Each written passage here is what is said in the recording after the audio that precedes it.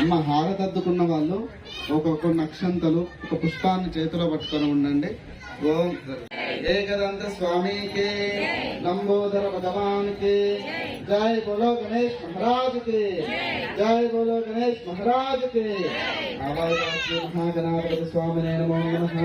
రామేశ్వరో why శ్రవణో దదాతు కుబేరాయ why శ్రవణాయ మహారాజాయ నమః. ఓం తద్బ్రహ్మ ఓం తద్వాయు ఓం తదాత్మ ఓం తత్సత్యం.